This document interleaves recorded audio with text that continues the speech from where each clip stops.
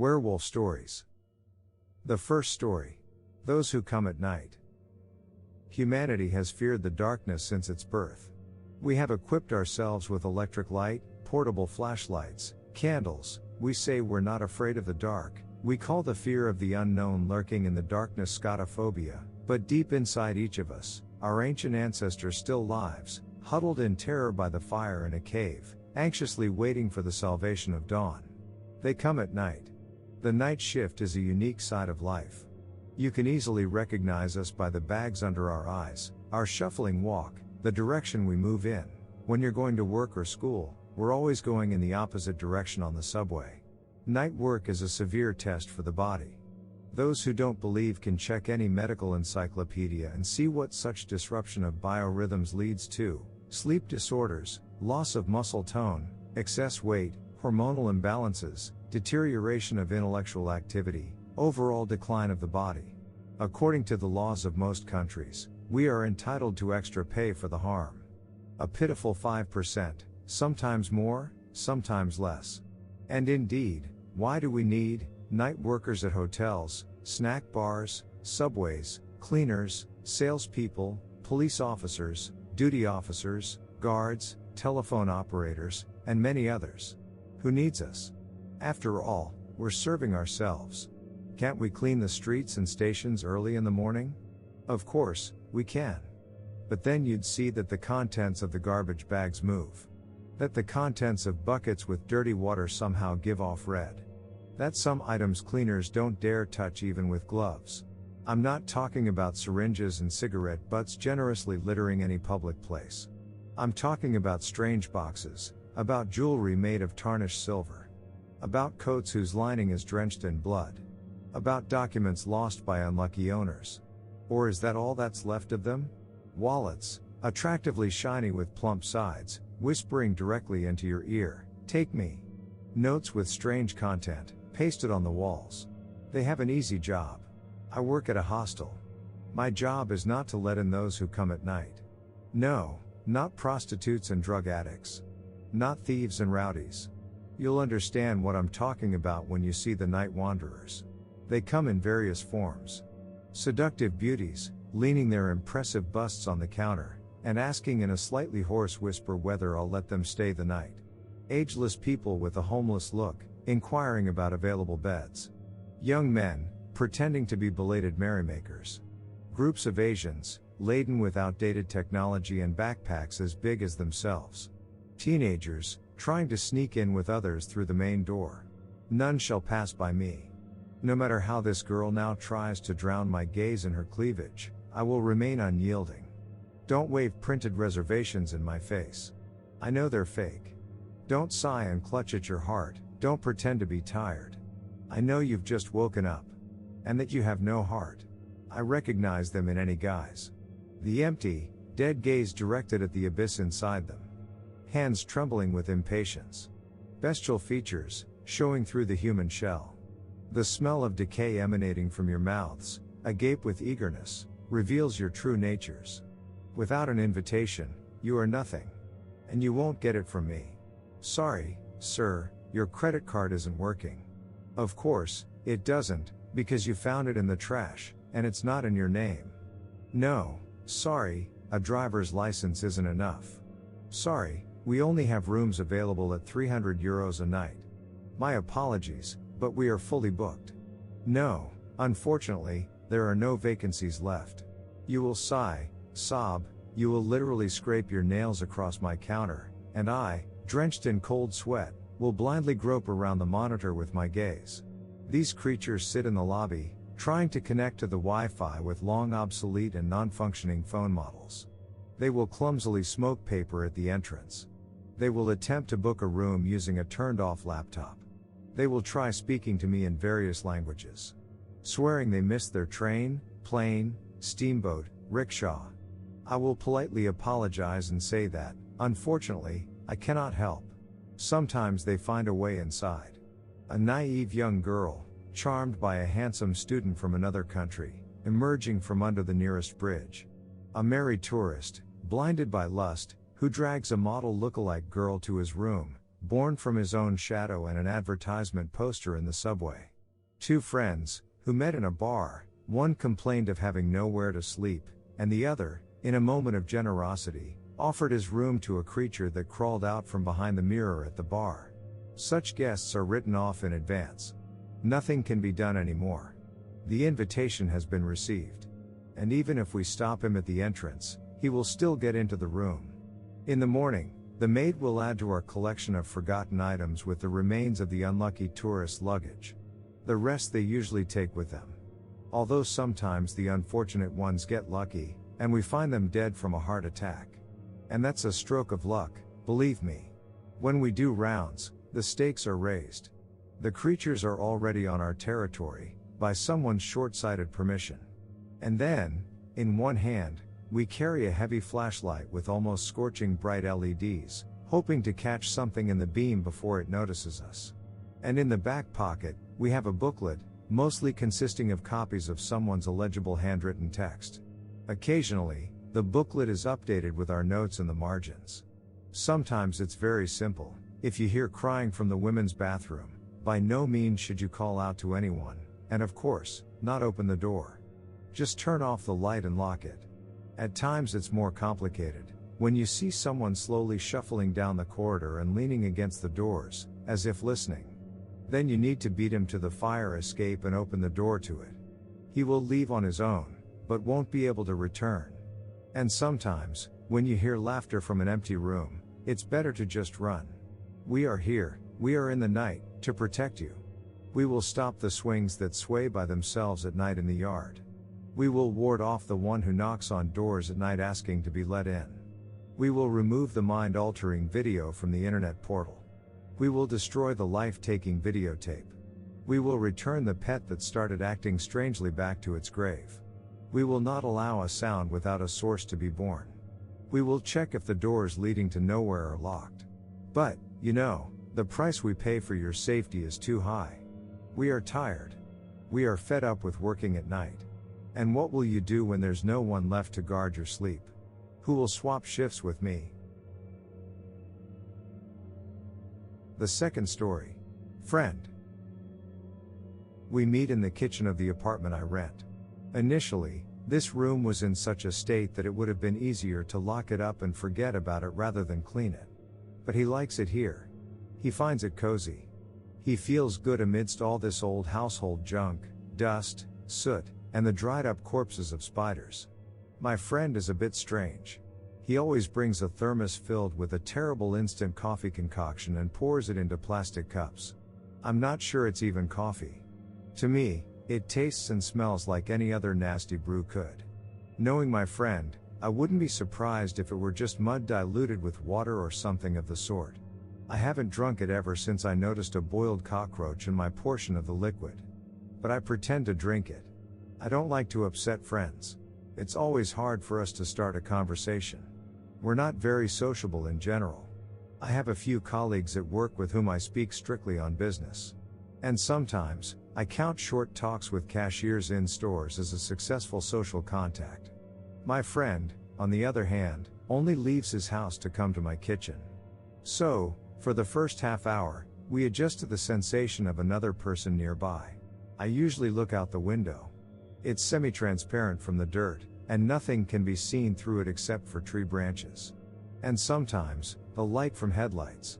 Where my friend looks, I don't know. Probably into his plastic cup. Or at the spider web.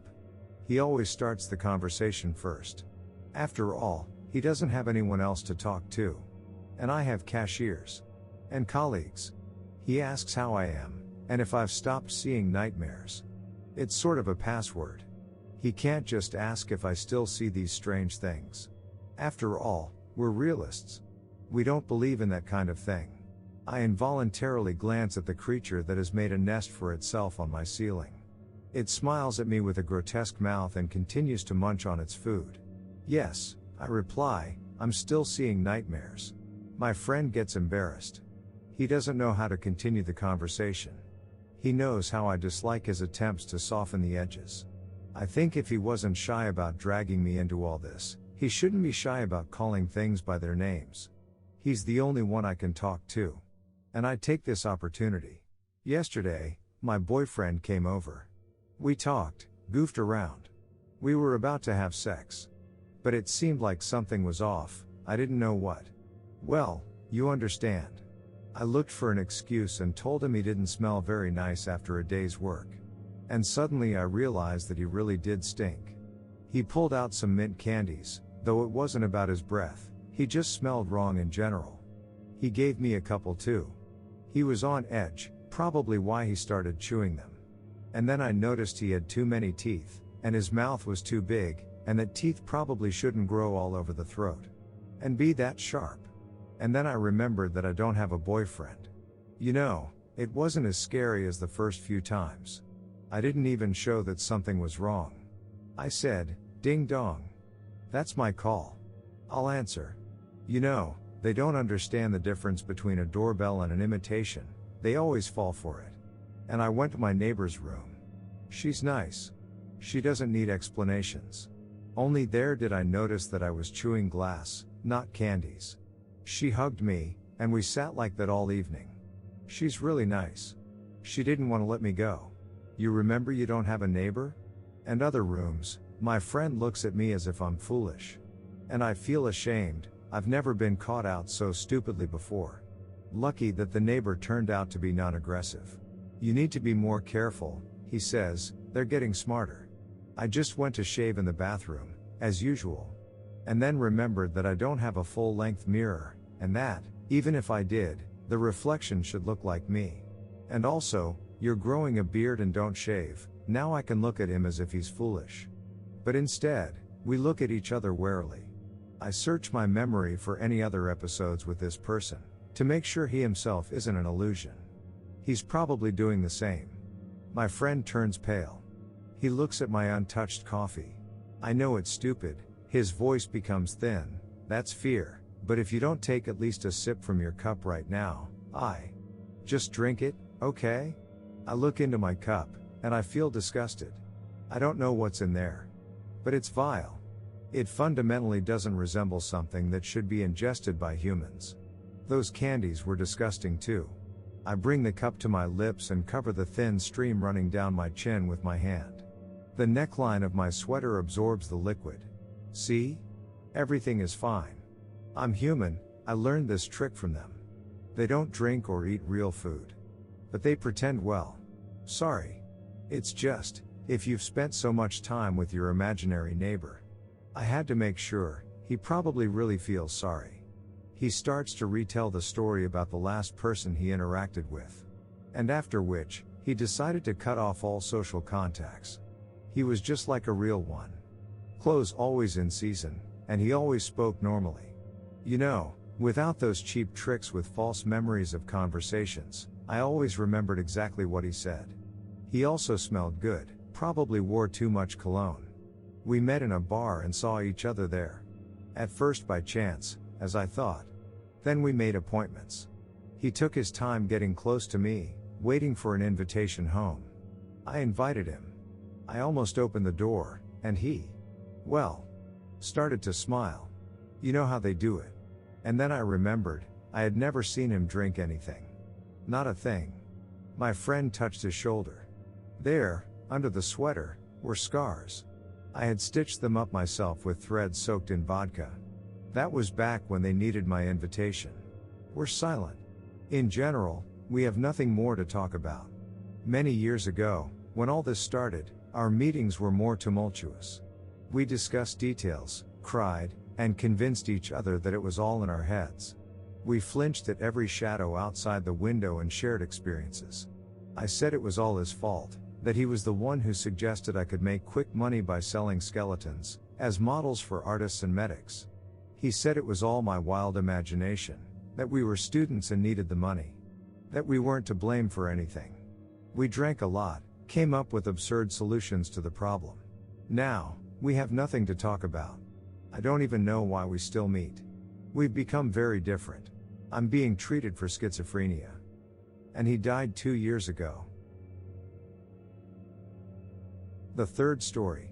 Laura. Keep quiet, and everything will be fine, she said. Here, I would have argued if not for a couple of circumstances in her favor. You won't be able to prove anything anyway, she added. And smiled. Her teeth were small, crooked, with a yellowish plaque. As if for the last 2 or 3 months, she chronically forgot to clean them. And her breath smelled awful, so in the cafeteria, everyone involuntarily avoided sitting with her at the same table. And she scratched herself. Well, not every second, but when lost in thought, she would start scratching another sore on her arm. Some people, when pondering, chew pencils or fiddle with rosaries, but Laura scratched. And to the hem of her skirt, disgusting pale threads always stuck. Most often, I found myself sitting at the same table with her. For several reasons. First, I hardly distinguish smells. Second, I don't care what a person looks like or which brand label they have on their pants if they have brains instead of a rotten hamburger. Laura had brains. Excellent brains, I assure you. First rate. Though most people saw her as a lanky, stooped lady with an absent gaze and long unwashed hair. A sort of perennially scared, never grown up quiet one. In schools, such are the targets for throwing firecrackers under the chair and stealing the folder with the final report. When they grow up and step into the world, they get all the boring, routine paperwork. They fill out the longest reports, get yelled at by the bosses for a misplaced comma. And they just blink dumbly, nod like clockwork, and then eat valerian in the smoking area. Unrequited, overloaded to the brim, invisible office rats, timidly scurrying around corners. They are the butt of jokes, depicted in sketches like losers of our company, and at the New Year's party, no one asks them to dance. If only you could see how Laura interacted with our wards. They themselves went to her hands, were happy when she paid attention to them. If they could, they would greet her appearance in the laboratory with a unified chorus of barks and wagging tails. Unfortunately, we don't work with mammals. Our area of interest is reptiles, amphibians, and various arthropods. Snakes, lizards, frogs plus spiders. Laboratory of Biological Research number 18 at the Closed Institute of Pharmacology. As you might have guessed, we study the organic toxins secreted by our pets, their beneficial effects on the human body, and the possibility of their use in pharmacology. We are a true terrarium. Or a serpentarium. Here, among the huge glass boxes, illuminated by infrared lamps or daylight tubes, Laura partly regains her lost mental balance. But once she steps out of the laboratory, everything goes back to square one. It's Laura who stays up till midnight working on someone else's reports. It's Laura who compiles the observation results into a table, analyzes, and meticulously records the data.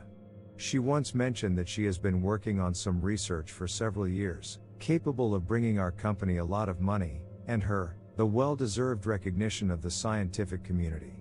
It all started with traditional folly, a corporate romance. One-sided and mostly existing in Laura's imagination. Well, that sad situation when a nice guy finally pays attention to an ugly girl out of sheer politeness. Overjoyed, she immediately takes wishful thinking for reality, races around in big circles, for once does her nails and hair in a salon, buys 4 brand new fashionable dresses. And it all ends with a big tragic fizz. Bobby just wanted Laura to cover for him on night shifts, take samples, and keep track of results. Laura dreamed of a big and pure love, or at least a plausible illusion. At that time, excluding Laura, Bobby had 3 charmed passions, one prettier than the other. Naturally, it couldn't go on for long, the truth came out. And nothing happened. Laura didn't throw a screeching fit. She still marked Bobby in the duty journal, compiled catalogs, washed test tubes, and cleaned terrariums. Until the day high management, Professor Nathan with his entourage, came to our floor, and it didn't occur to Bobby to show off. With a broad gesture, he pulled a ribbon snake nicknamed Cartwright from the cage and ostentatiously began to milk it.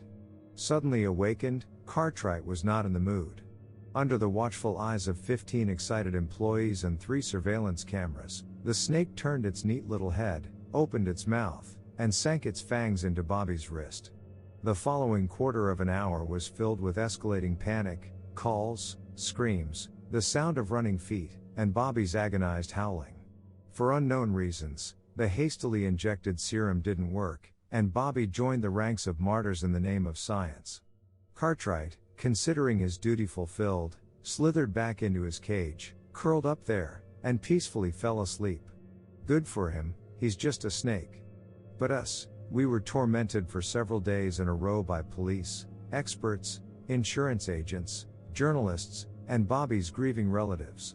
Laura walked around with tear-stained eyes and slouched more than usual. A couple of months later, we were suddenly left by Grace, the leader among Bobby's girlfriends, the Institute's top gossip, and a fervent hater of Laura. Grace was on vacation when she was suddenly struck by an acute appendicitis attack. Peritonitis, surgery, and a tombstone at the cemetery. Something went wrong. One case in 10,000, and it was Grace who was so fatally unlucky. We continued our work. Frogs in the terrarium spawned, snakes shed their skin and breakfasted on newborn rats. The gloomy Laura avoided colleagues and spent hours at the computer. And then I caught her in the bio lab, in the company of the professor.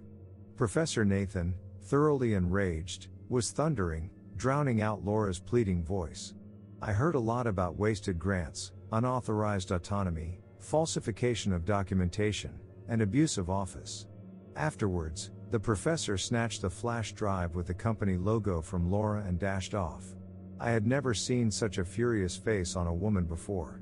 As if she was ready to tear the professor into many small note-sized pieces right there and then. "What's hap?" I ventured to peek around the corner. Laura gave me a furious look and dashed off, her heels clicking loudly. In general, I had an idea of what might have happened. Laura had conducted some unscheduled research and decided to share her findings with the scientific director. The director scolded her and opportunely snatched the results for himself. The question remains how he will use the boon that fell into his hands. Will he hide it, put it to use sharing with colleagues, or, worst of all, deftly claim it as his own? A common situation, the aggrieved party is left to either sue or beg for mercy to see their name on the cover, at least in the acknowledgments for the help and support provided. Professor Nathan couldn't resist the temptation. A few weeks later, rumors spread that the professor was preparing to publish a groundbreaking article. For this occasion, a small banquet was even thrown, at which the triumphant professor, in front of everyone, knocked back a glass of champagne and, with a harrowing scream, doubled over. The medics were called, but by the time they arrived from their department, the professor had ample time to roll on the floor, vomit half the faux marble floor with blood mixed with bile, and scare those present to death. A certain inner voice quietly whispered to me that now was the perfect time to zip a couple of floors up and visit the professor's office. I bet a year's salary that I'll find something extremely interesting there. And indeed, the door, locked with a code and retinal scanner, was wide open. Security was bustling in the hall, while here, the shredder hummed comfortably, digesting and spitting out thin strips of paper onto the floor. By the large decorative terrarium stood Laura. Clinging to the sleeve of her dress was Diego, our 8-legged Brazilian beauty from the genus of banana spiders, whose venom is as potent as that of the king cobra. Thanks to Laura's light touch, all the large spiders had nicknames, and we even learned to distinguish them. "Keep quiet, and everything will be fine," Laura said, lowering the sliding door of the terrarium. "Nathan has about 24 spiders of various species running around here, including some that are deadly poisonous. The cops will decide the professor was careless with his pets.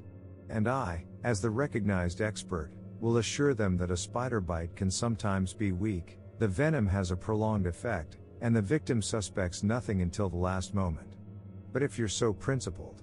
She raised her hand and ran her finger along Diego's back. I swear, this 8-legged, bug-eyed creature looked ready to purr with pleasure. "Is this his upcoming article?" I nodded towards the pile of finely shredded paper. "Grants with revisions. Shame, they'll never make it to the press. And where are the original materials?" "Here." Laura lifted a flash drive swinging on a chain with the company logo. "I see." I unfolded a plastic bag and began stuffing the curling snippets into it. Laura sat down next to me. Together, we quickly cleaned up the office and fled. Honestly, I never liked him. Pompous, thieving charlatan. He's not pulled this trick for the first time, But previously he always got away with it. Serves him right. We shoved the bag into a large incinerator for waste disposal. We stood there, watching through the thick glass as plastic and paper turned to ash and dust. I don't know why I did it.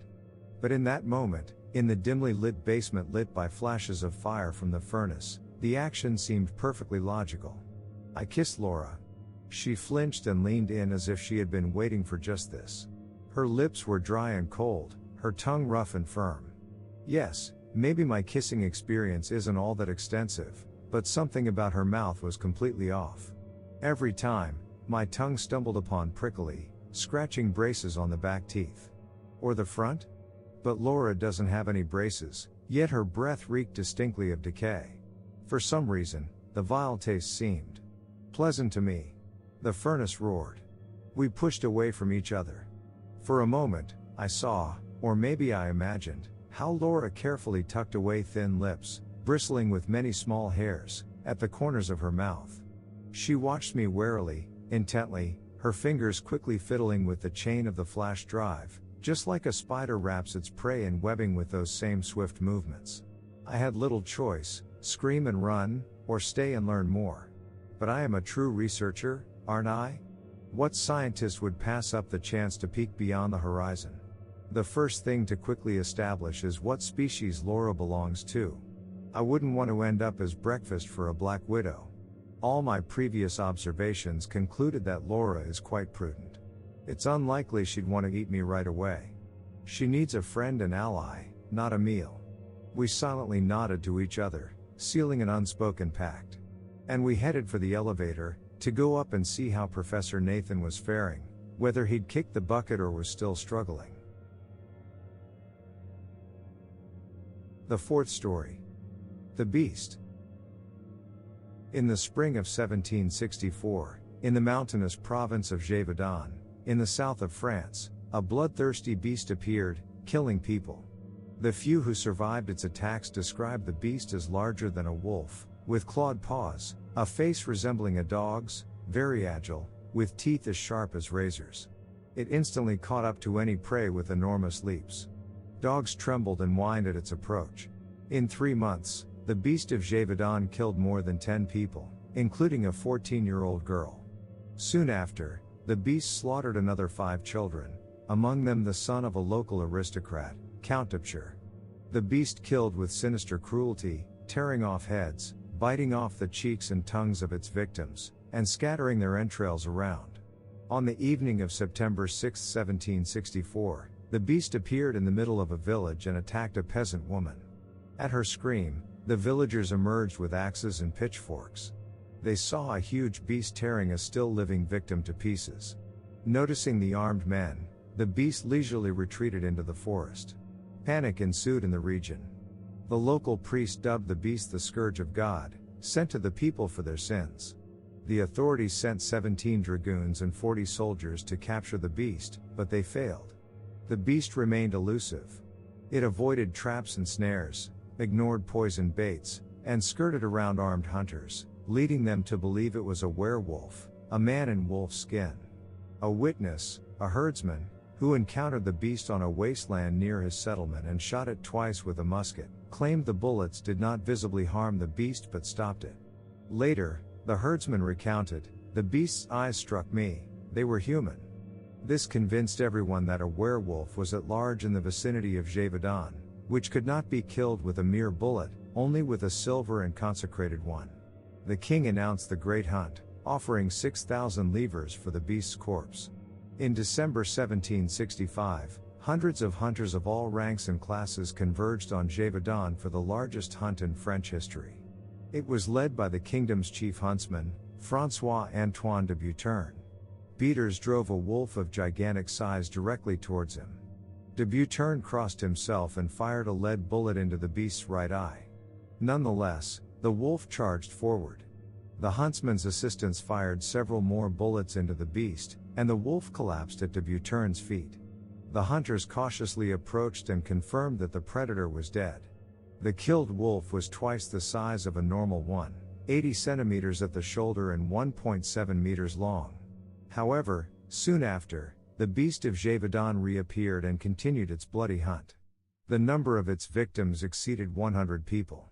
Meanwhile, trackers discovered that human footprints sometimes accompanied the beast's tracks, giving the impression that the beast had a master who controlled its actions. Suspicion fell on the reclusive forester, Antoine Chassel.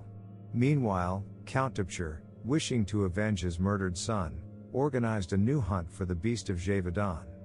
On June 19, 1767, more than 300 hunters, including Antoine's father, Jean Chassel, set out with the Count. Jean loaded his gun with consecrated silver bullets and took a Bible with him. During a break, Chassel opened the Bible and began to read a prayer, and at that moment, a gigantic wolf leapt out of the thicket. Chassel fired at point-blank range, then reloaded his gun and fired again. 2 silver bullets hit their target. The wolf was killed on the spot. The beast killed by Chassel was much larger than a normal wolf, with a disproportionately large head with a long muzzle and large fangs, and very long front legs. The examiners noted the unusual structure of its eyes, specifically the presence of a third eyelid, a thin membrane that could cover the eyeball. The beast was covered in very thick gray-reddish fur with several black stripes. Upon dissection, the remains of a little girl's forearm, who had died the day before, were found in the beast's stomach, indicating the beast was a man-eater. Several witnesses who had seen the beast of Gévaudan before identified it in the monster killed by Chassel. After Jean Chassel killed the beast, his son Antoine disappeared without a trace and was never seen again in the vicinity of Gévaudan. The 5th story. The smell of wool. I had a nightmare again. No, who am I kidding? It was far worse than a regular, ordinary nightmare, after which you abruptly wake up in bed, feeling unbearable terror for a few moments, but rather quickly, a wave of relief washes over you, the realization that it was all unreal hits. In my case, the horror doesn't pass, and I don't even know why. Somehow, I feel that the nightmare was something more than just a scary dream. I don't remember the details. In fact, I don't remember anything at all. Except for one moment, a terrible, prolonged, inhuman scream. It cut into my memory and, probably, will never erase from there. The day promised to be good. Finally, the unbearable heat that had tormented me almost all of June, forcing me to spend most of the time by the working fan, had subsided. The sky was clear, no precipitation was expected, all weather conditions indicated that the hike would go excellently. I drove past the rusty, slanted gates and stopped the car near a low, old fence. Susie was already waiting at the gate, impatiently shifting from one foot to the other. She waved towards the rest of the vehicles, indicating to park there. I was the last to arrive. Teddy and Michael's cars were already parked under the ancient oak tree growing near the cabin. Once again, I thought that I had never seen any other oaks in this area. Susie greeted me with a hug. Her backpack was already on her back. "Hello, latecomer," she said cheerfully. "Everything all right today?" "Hello to you too." "Everything's great," I lied. The rest of the group gathered in the yard of the house. The eternally grim and serious Teddy, his cheerful opposite Michael, the house owner Douglas, and his girlfriend Cheryl, whom I hardly knew. And who knew Douglas's girlfriends when he showed up with a new one each time. "Look who's here," Michael exclaimed in surprise. "We weren't expecting you anymore." "Indeed," Teddy responded. His indeed was a universal answer in any situation. "All right, guys," Douglas clapped his hands, drawing everyone's attention. "Since we're all here, it's time to set off. No point in delaying." Everyone silently agreed. I greeted the company and followed Douglas into the house. My companions' backpacks were already packed. "Here's your share," Douglas handed me a thick duffel bag. Then he came closer and asked in a whisper, "Sure you can handle it? If anything, just say the word." "I can handle it." I slung the backpack straps over my shoulders and slapped my friend on the back. "All good, don't worry." Douglas nodded, but uncertainly. He doubted. We exited the cabin. He locked the door and took the dark-haired Cheryl by the arm. "Looks like we're all set. Forward and with songs." The idea of a joint hike had been conceived long ago. Each of us had a fondness for nature, gatherings by the fire, and overnight stays in the open air. Perhaps that's what united us already in the first year of college. 6 years had passed since then, and we still roamed the forests, each time as if it were the first. However, we never ventured far. This time, though, we decided to undertake a more serious expedition. The journey was not short. According to preliminary estimates, it would take us 3 days. At the final point, our mutual friend Snowden would pick us up, then drive us back to the village where Douglas lived during the summer. The 3-day hike was postponed several times, because of me. I couldn't let my friends down now. Teddy led the way, making a path. Behind his broad back was the short, curly-haired Michael, who, in addition to the standard backpack, carried a guitar in a worn case. His guitar was no less battered. Douglas and Cheryl, sweetly holding hands, followed next. Susie and I brought up the rear. For the first hour, we walked along a regular country road, then finally turned into the forest. The light immediately dimmed. The forests in this area were dense. I had the feeling that we had entered from the open area into a huge hall with a high ceiling. Forests are an amazing thing. You enter a different realm, having nothing in common with ordinary life. And you feel differently too. Lost in thought, I wasn't watching my step, which cost me as I tripped over a root. I landed face first into the soft moss. Here, klutz, Susie extended her hand to me. You gotta watch the road. I was about to retort something snarky, but swallowed the words due to a sudden feeling of déjà vu. The situation felt terrifyingly familiar. I grabbed the girl's hand, stood up, and dusted myself off. Thanks. Just lost in thought for a bit. It happens, Susie smiled and brushed a branch of moss off my jacket. And how do you live alone? I survive, I shrugged. Susie and I had a strange relationship. It seemed like we liked each other and didn't hide it, but it never went further. Friends, but not quite, lovers, but only halfway. Don't fall behind. Douglas's cheerful voice called out. We moved on. Teddy constantly checked our path on the GPS, which somehow naturally decided he would lead in all our adventures. And it didn't matter that everyone could use a GPS, serious and smart Teddy was somehow trusted more. Douglas had recently taken on the role of our leader. After finishing college, he went into the police, surprising us all. Hence, leadership naturally fell to him. My backpack regularly snagged on branches, and spider webs persistently stuck to my face. How did that happen when 4 people had already passed before you? But walking was fun. I loved everything in the forest, even such seemingly unpleasant things. After a few hours on the trail, we made a break. We sat on a fallen tree and ate snacks, washing them down with cola. How are you? Everything okay? Douglas turned to me, brushing crumbs off his pants. Great. Couldn't be better, I smiled unnaturally. Smiling simply didn't come easy to me. Good, my friend simply concluded. You know, if anything. He didn't finish the sentence. I understood anyway. To be honest, I didn't like such questions. The rest exchanged silent glances. For a moment, I felt like I was missing something. Closer to the evening, tired and worn out from the walk, we began to set up for the night.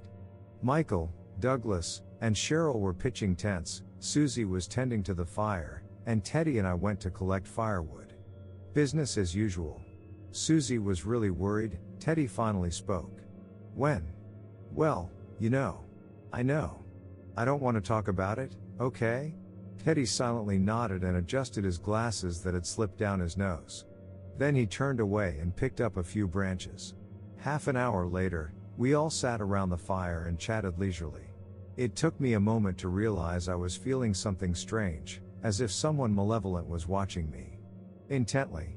I looked around and for a moment thought I saw something glint behind one of the trees. I choked and dropped my water bottle. I turned back to the fire. Everyone was looking at me. They had never looked at me like that before. Unpleasant. Something wrong? Douglas inquired. Cheryl gripped his shoulder with a deathly hold. Everything's fine, what are you talking about? My voice sounded not too confident. I demonstratively started to skewer black bread on a stick to roast over the fire. The friends gradually resumed their conversation. Susie subtly moved closer to me. I didn't mind. The strange feeling didn't pass. Soon we went to sleep. Douglas and Cheryl in one tent, Michael and Teddy in another, Susie and I in the third. We climbed into the sleeping bags almost fully dressed, just took off our jackets, backpack under the head, and sleep. During the night, I woke up from another nightmare. But it wasn't the one I had experienced yesterday. Someone was talking by the extinguished fire. Susie wasn't there. I couldn't make out the words, they were whispering. At first, I wanted to leave the tent and see what my friends were discussing in the middle of the night. Then I changed my mind. If they wanted my participation in the midnight conversation, they would have woken me up. Apparently, the conversation wasn't meant for me. I didn't like that thought at all. A flicker of jealousy crossed my mind. And if he can't? I heard Teddy's even, slightly bass voice. So, they were talking about that again. Why? I asked them not to. I fell asleep with bitterness in my heart. Bright light cuts into my eyes. A strong medicinal smell hits my nose. Am I sleeping? I hear voices. Far or close? Strange sound, can't understand. The condition is stable. He should make it. I'm lying down. Someone is holding my hand. God, why is the light so bright? We'll get there soon, hang in there. A gentle voice sounds as if from under a layer of water. You. Us. Scared us. How did you? I can't hear anymore. Consciousness fades. I woke up in a bad mood. While dressing up, I couldn't find my favorite knife in my jacket pocket. I searched the tent in vain. This somehow threw me even more off balance. Guys, you could have at least asked first, I said, offended, as I emerged by the fire. You know how much it means to me. What are you talking about? Michael raised an eyebrow in surprise. He was quietly playing something on his guitar. I'm talking about my knife. It's not in my pocket, but it was there yesterday. We didn't take it, Douglas replied. We know how you feel about it. But the knife is gone. Are you playing with me or what? Not funny, guys.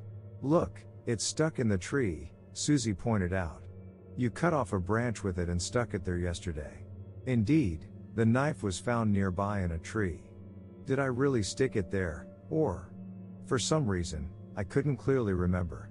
Once again, my friends exchanged glances, just like the day before.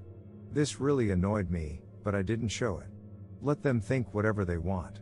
Did everyone sleep well last night? Nobody got up? I asked casually. No, not really, Cheryl dragged on. Douglas and I fell asleep right away. It's good to sleep in the fresh air. We passed out immediately too, Michael added, putting his guitar back in its case. Why do you ask? Just wondering, I sighed. To myself, I added, they're lying. Well, let's see what you're up to. We resumed our journey. I wasn't feeling as good as the day before.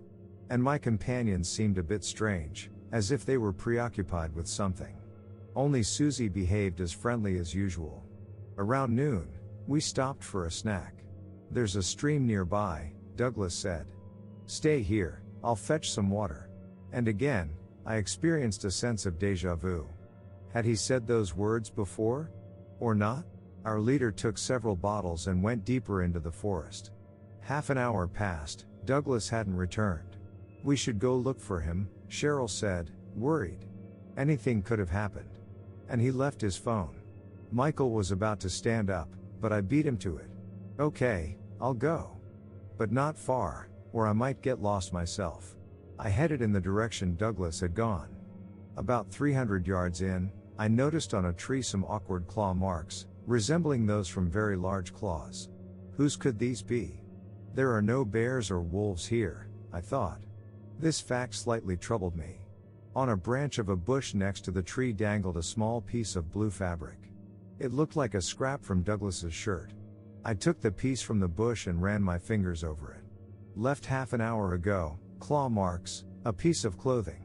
Someone's hand landed on my shoulder.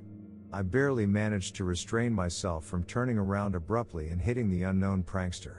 Why are you trembling? I heard Douglas's voice. I got a bit lost. We returned to the others together. I decided to keep quiet about the claw marks. My friends already had enough strange thoughts about me. The rest of the journey, I was in a gloomy mood. A sense of unreality washed over me. Even my friend's gait seemed odd. I washed my face with water and tried to rid my mind of foolish thoughts. The thoughts went away, but the uneasy feeling stayed. We sat down to dinner. I had no appetite. That night, I tried to sleep lightly. As much as it was possible. And yet I fell asleep, and again there was a nightmare. I woke up, Susie was gone. No voices by the fire, either. I cautiously stepped outside. My attention was immediately drawn to the light in Douglas and Cheryl's tent. This time, I thought, they had gathered there. I was about to find out what was going on, but something strange near Michael and Teddy's tent caught my eye. I quietly approached, crouched down. At first, I thought it was someone's jacket lying on the ground. I reached out, touched it, and immediately recoiled. Something woolly, coarse. I forced myself to take a closer look. It indeed resembled wool. Yes, damn it, it was. Clumps of coarse, tangled wool. A lot. Very much. The large claw marks on the tree came to mind. With a bad feeling, I looked towards Douglas and Cheryl's tent. Even from this distance and in the dark, it was clear, the ground there was covered with the same. Where did all this come from? I couldn't sleep for the rest of the night. Susie returned quickly, almost immediately after I got back into the tent. I lay facing the wall, but I could tell the girl had crawled closer and leaned over me. I kept my eyes closed, pretending to be asleep. Her hair touched my cheek, her hot breath touched my skin. Susie watched me for a minute, then crawled into her sleeping bag. I was scared. How is he? Unfortunately, I can't give you good news. We see no improvement. But how? Why? Can we help in any way? It's a baffling case. Conventional treatments aren't working so far. You said conventional? Does that mean there's something else? There's no light. Darkness surrounds me. Only the voices remain unchanged. How many are there? 5? 6? A flash of pain. Now, I catch only fragments of sentences. We could try something. Tests aren't complete yet. How much? No, we need permission. All right, we'll do it. Just wait. Darkness engulfs me. In the morning, I tried not to talk to anyone, which caused even more surprised looks. We had breakfast on dried meat. Watching my friends eat, I realized that people don't usually eat like this. Even the modest Cheryl, with a strange gleam in her eyes, bit into the meat. I felt nauseous. Why aren't you eating? Douglas asked energetically. We won't stop again for a while. I don't know, just not feeling like it. I tried to smile. It came out fake again. Did they exchange looks again? Exactly, as usual. What's going on? This time I walked last, even letting Susie go ahead. And I didn't want to look at her. But she was smiling. Though, I noted, it was more of a smirk. As if she was expecting something funny.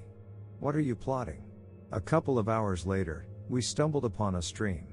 Broad, but shallow. Water quickly flowed over the rocks, creating white whirlpools on particularly large boulders. While crossing the stream, I noticed a clump of gray wool, swiftly floating downstream. I looked at my friends, they were smiling and urging me on. Deja vu again. I didn't like any of this. By noon, we reached a wide clearing with electric poles. Guys, we're turning right, Teddy announced. Aren't we supposed to go straight? Our station is that way, I remembered the route well. Snowden will pick us up there. We're not going there, Douglas turned to me. Snowden will meet us on the other side. Beyond that ridge. There's a road. Didn't Susie tell you? Indeed, Teddy chimed in. I forgot, Susie blushed. I swallowed nervously. All their words seemed rehearsed. Susie would never forget to tell me about a change in the route. The real Susie. I hesitated. Something inside me screamed in alarm. Something is wrong. All wrong. We're having a great time. Aren't you enjoying it? Michael asked, smiling broadly. His teeth also seemed stranger, as if sharper. I nodded briefly and slowly moved along the clearing to the right. Just don't let on that I noticed. Now, I was leading the way. My friends whispered behind my back. Cheryl's laugh was heard. They're laughing at me, thinking I'm a fool. But I was no fool. Reflecting on the events of the past 2 days, I noted to myself that my friends had always acted strangely. It was evident in every little thing. Teddy had never been so talkative before. Michael rarely pulled out his guitar this time. Douglas was less directive, seemingly indifferent. And did Susie eat meat? Right, she was always a vegetarian. And those nightly talks, whispers behind my back, strange looks, wool. I felt a chill inside. These weren't them. Not my friends. Had they been replaced? Or was someone pretending to be them? But who? Could it be that everyone was replaced? Yes, if I recall, people around me have been acting unusually for a long time. Am I the only one left normal? No. Nonsense. I took a deep breath and exhaled loudly. My mind cleared a bit. By evening, we entered the forest again. We set up camp. Everything else seemed like a dream. Something was cooked on the fire, we ate, drank. Michael played the guitar. The real Michael played better, a thought flashed. For some reason, my head started to hurt. Susie offered me a pill, but I refused. Who knows what she might give me. We started to go to sleep. As Douglas entered the tent, he began to take off his jacket, and for a few seconds, I saw his arms covered in gray wool. I lay down, tightly gripping the handle of my knife. I didn't want to sleep, but my body thought otherwise. I woke up to the howling of wolves. Susie was in the tent, which still somehow scared me. The girl was sleeping. Or so she pretended, I thought. Overcoming fear, I stepped out of the tent. This time, the light in Douglas and Cheryl's tent was off. The wolf howl did not cease. Behind the trees, I saw several glowing dots. Eyes? Why did he do it? Depression. We should have noticed. Sweat poured down on me, even though it was quite cool. The wolf's howl sounded right at my ear, and something touched my shoulder at the same moment. This time, I couldn't hold back. Turning sharply, I plunged the knife into the attacker. The blade entered something soft. A huge, humanoid wolf fell to its knees. My knife was stuck right in its heart. With a soft whimper, it fell into the extinguished fire. The wolf was wearing a blue shirt. Douglas's. My hands were shaking. I was gasping for breath. I grabbed the knife, pulled it out of the slain beast. I heard rustling to the side. What's wrong with him? Tell me everything will be alright. Overdose. I can't say anything for sure yet. Time will tell. Another monster was crawling out of Douglas's tent. This time, slightly smaller in size and with dark fur. In Cheryl's clothes. Where? The beast began, but I jumped in one step and plunged the blade into its throat. Hot blood flowed down my hand. The wolf looked at me with wide open eyes. I finally understood everything. Silently, confidently, I entered the tent where Teddy and Michael were sleeping. Monsters were sleeping in their sleeping bags. I quickly slit both their throats. When I came out of the tent, I heard a scream. Near the wolf's corpse in Douglas's clothes sat another monster, covering its mouth with furry paws in surprise. It saw me and jerked away. He's conscious. But claims he hears voices. Attacks patients and orderlies. Says the voices told him to do it. Please, do something. We'll pay whatever it takes. We're trying. What happened? The voice of Susie howled from the wolf.